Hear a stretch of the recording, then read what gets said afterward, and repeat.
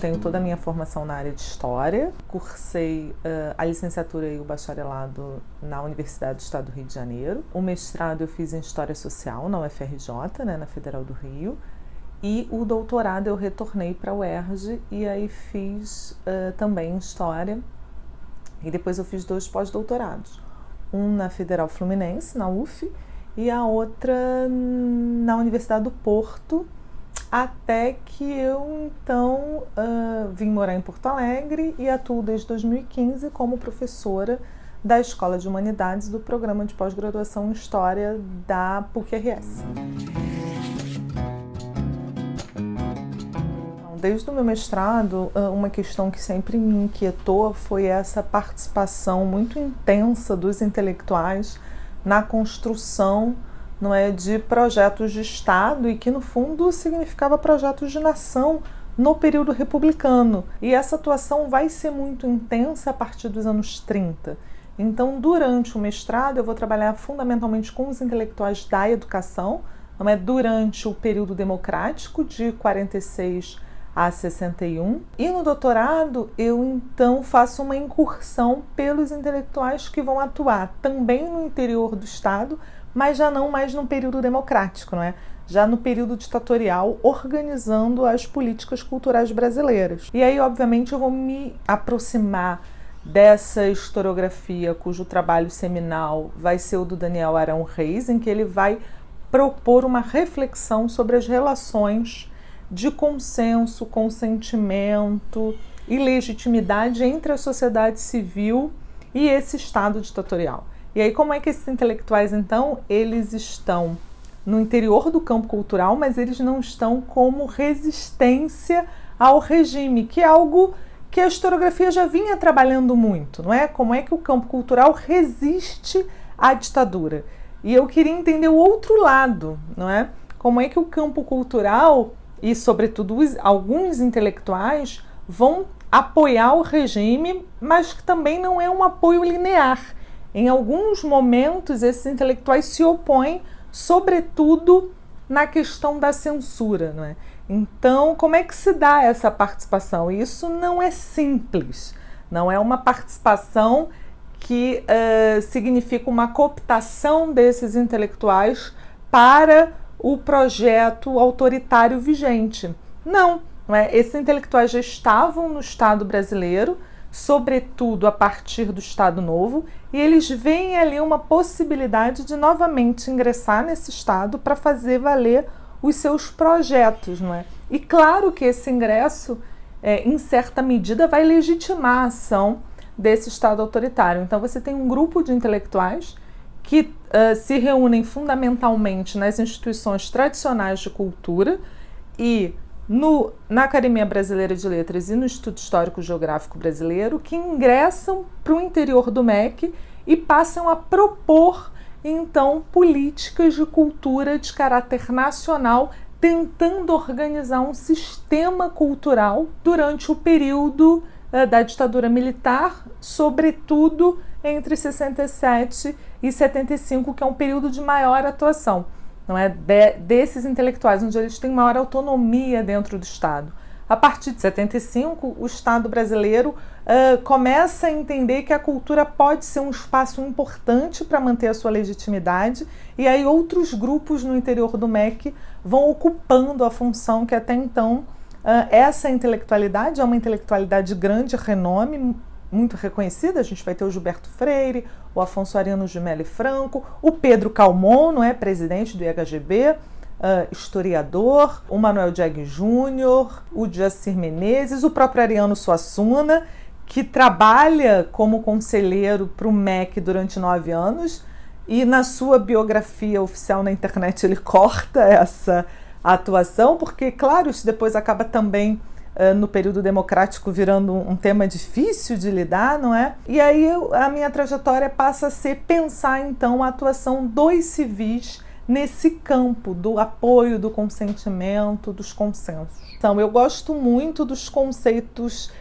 do Pierre Laborie para pensar a noção de uma zona cinzenta, de um pensar duplo, não é? De um grupo de intelectuais que atua no interior do Estado e que atuava, sobretudo, muitos deles oriundos do Estado Novo, como por exemplo o Cassiano Ricardo, que no período liberal vai estar presente nas instituições de cultura, mas de maneira desarticulada, e que quando vem a ditadura, vê a possibilidade de ingressar no Estado e de fazer valer o seu projeto, que para mim é um projeto de caráter modernista, não é? Mas de um modernismo que é conservador e que é um dos traços, não é? Ou desdobramentos do modernismo brasileiro. Havia essa corrente modernista conservadora.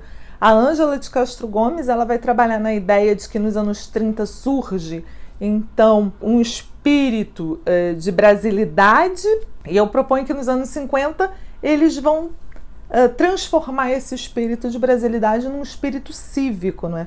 No qual a cultura tem um papel decisivo, e uma cultura que é nacional, que é verticalizada, que é orientada pelo Estado, daquilo que pertence ou não à cultura nacional e deve ou não sofrer investimentos. Sobretudo porque eles têm uma preocupação que é cara a esses intelectuais, que são com as chamadas correntes alienígenas, que é tanto a cultura de massas, marcada pela presença norte-americana no campo cultural, quanto, obviamente, essa cultura comunista, não é, ou das esquerdas, que também gera muito incômodo em parte dessa intelectualidade que vai atuar dentro do Estado, não é? Então, o que eu percebo é que eles, logo ali no início da ditadura, quando a ditadura começa a sofrer acusações de promoção de terrorismo cultural, por todo o processo repressivo que já vai se dar no setor cultural, eles apresentam para o Castelo Branco uma proposta de que não,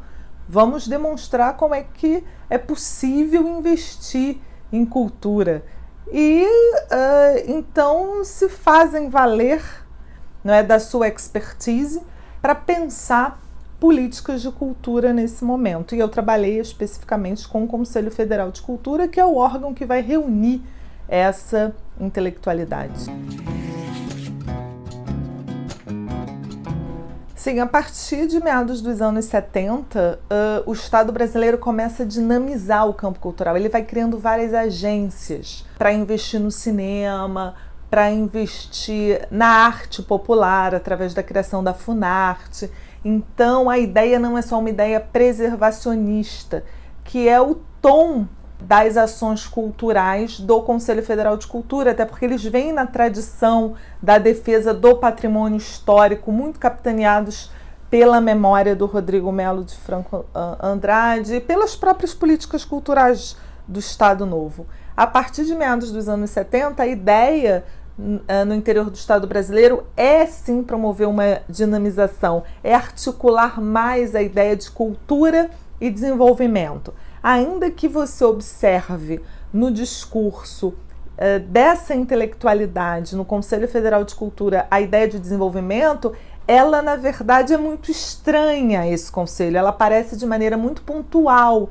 Para esses intelectuais a grande questão é cultura é preservação, cultura é patrimônio, até pela trajetória deles, não é? Eles estão em instituições tradicionais de cultura, eles ocupavam as direções dos museus, dos arquivos, e preservar todo esse patrimônio para eles é fundamental. Eles vão investir pesado em duas áreas, ou em investimentos de preservação desses acervos e desses espaços e lugares de memória, ou na publicação de obras organizadas por eles que definam o que é a cultura nacional. Essas são áreas para eles muito caras. E a partir de meados dos anos 70, o regime está muito preocupado com a questão da promoção cultural como espaço também de conquista e busca da sua legitimidade, já que a gente começa em um processo de abertura ainda que lentíssima e o regime está tentando se institucionalizar, se reorganizar.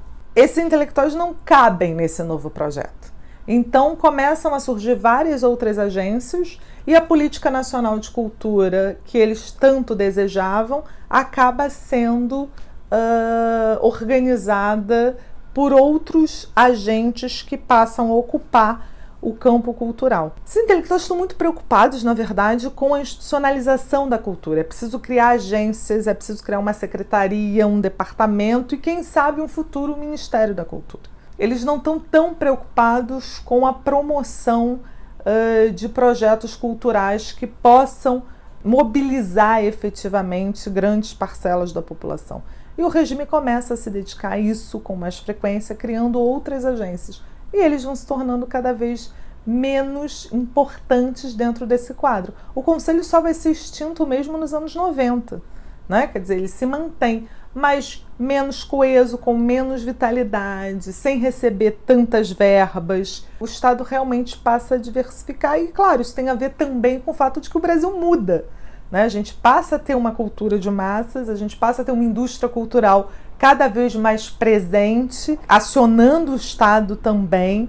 O Brasil dos anos 70 não é mais o Brasil dos anos 30, do qual esses senhores tinham feito parte, porque muitos deles já eram homens de 70 anos nesse momento, né? Agora, eu percebo que havia assim, uma relativa autonomia. É claro que uma autonomia sempre muito cuidada. Eles tinham um certo cuidado de não enfrentar diretamente o regime, ainda que a questão da censura tenha sido uma questão sensível. Mas sensível em que medida? É que a censura, no caso da cultura, deveria vir para o Ministério da Educação e Cultura. Não é que ela deveria deixar de existir. Ela só deveria mudar de dono. E uma outra obra censurada também era alvo de críticas, mas para eles eram só questões que precisariam ser aprimoradas dentro do Estado e do regime ditatorial. Nunca foi, obviamente, um enfrentamento. E, nesse sentido, eles acabam atuando, então, como atores que legitimam, não é, esse Estado.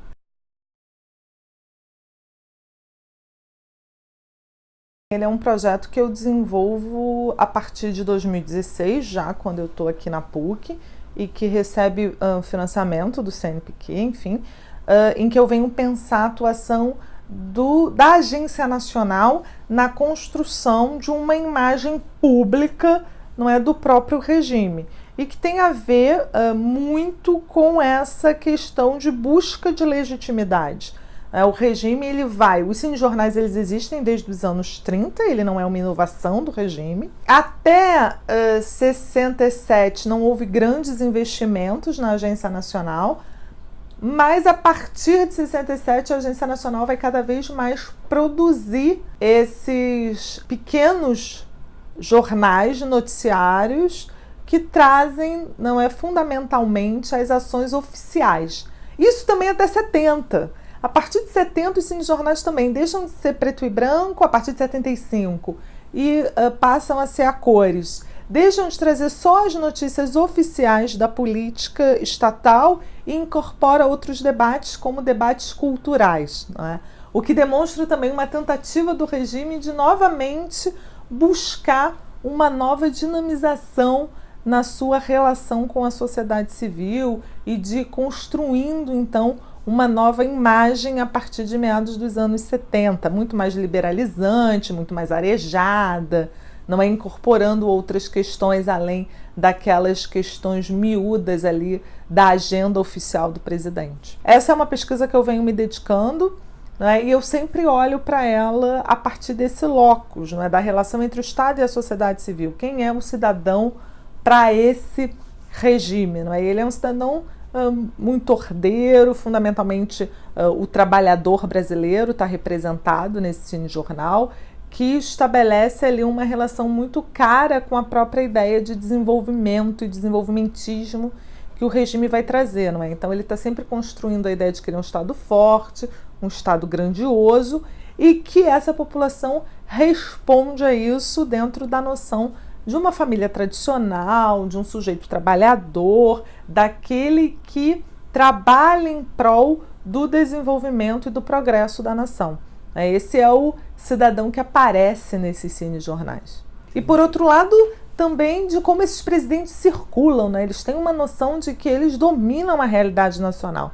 Então é fundamental propagandear a circulação dos diversos presidentes durante todo o período ditatorial por vários municípios brasileiros. E o apoio político que eles têm nesses municípios, né? Então isso está sempre sendo alvo de retratação nas telas. Porque a Agência Nacional era a agência de informação oficial. Tanto que o modelo dos cinejornais ele não muda muito em relação ao período tanto do Estado Novo quanto o período liberal. Eles mantêm o mesmo formato de produção. Então, os cinejornais ele tem essa característica, sobretudo até os anos 70.